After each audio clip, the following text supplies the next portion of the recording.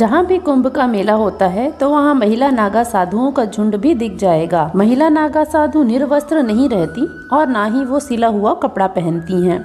उन्हें ता जिंदगी गेरुए रंग का एक गैर सिला वस्त्र लपेटना होता है जिससे कि वह अपने शरीर को ढक सके। वो सुबह से शाम तक कठिन साधना करती हैं। उनके आराध्य भगवान शिव होते हैं। आइए इस वीडियो के माध्यम से जानते हैं महिला नागा साधुओं की जिंदगी के बारे में कुछ तथ्य। पुरुषों की तरह ही महिला नागा साधुओं का जीवन भी पूरी तरह से ईश्वर को समर्पित होता है और उनके दिन की शुरुआत और अंत दोनों ही पूजा पाठ के साथ ही होती है। जब एक महिला नागा साधु बन जाती है तो सारे ही साधु और साध्वियां उसे माता कहने लगते हैं। माई बाड़ा वह अखाड़ा है जिनमें महिलाएं नागा साधु होती हैं। प्रयागराज में 2013 में हुए कुंभ में माई बाड़ा को और विस्तृत रूप में देकर दशनाम सन्यासिनी अखाड़ा का नाम दे दिया गया था। दोस्तों, नागा एक पदवी होती है। साधुओं में वैष्णव, शैव और उदासीन तीनों ही संप्रदाय के अखाड़े नागा बनाते हैं। पुरुष साधुओं को सार्वजनिक तौर पर नग्न होने की अनुमति है, जबकि महिला साधु ऐसा नहीं कर सकती। नागा में बहुत से वस्त्रधारी और बहुत से दिगंबर यानी कि निर्वस्त्र होते हैं। इसी तरह महिलाएं भी जब संन्यास में दीक्षा लेती हैं तो उन्हें भी नागा बनाया जाता है, लेकिन वे सभी वस्त्रधारी होती हैं।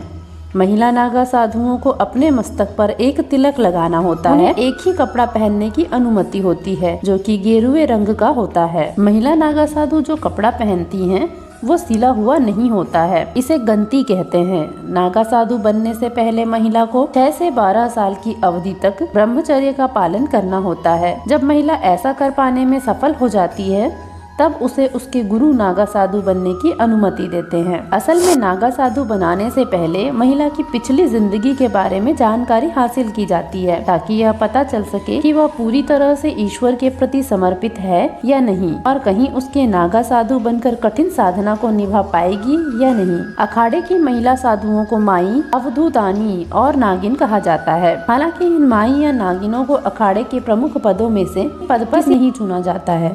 दोस्तों, आप शायद ही जानते होंगे कि एक नागा साधु बनने के दौरान एक महिला को यह साबित करना होता है कि वह पूरी तरह से ईश्वर के प्रति समर्पित हो चुकी है और अब उसका सांसारिक खुशियों से कोई भी लगाव नहीं रहा है। सुबह नदी स्नान के बाद शुद्ध होकर महिला नागा सन्यासियों की साधना शुरू होती है। अवधूतानी माँ पूरा दिन भगवान का जाप करती हैं। अल सुबह उठकर शिव आराधना करती हैं।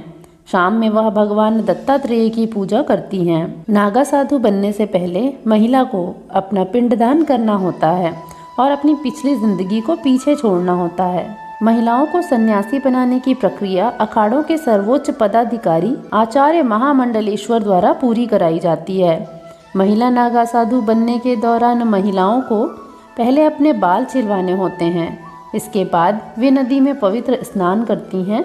यह उनके साधारण महिला से नागा साधु बनने की प्रक्रिया होती है। दोस्तों, महिला और पुरुष नागा साधुओं के बीच एक बहुत बड़ा अंतर होता है। पुरुष नागा साधु पूरी तरह से नग्न रहते हैं, जबकि महिला नागा साधु अपने शरीर को गेरुए रंग के एक वस्त्र से ढक कर रखती हैं। इन महिलाओं को कुंभ के स्नान के दौरान नग्न स्नान भी नहीं करना होता है। वे स्नान के वक्त भी इस गेरुए वस्त्र को पहने रहती हैं।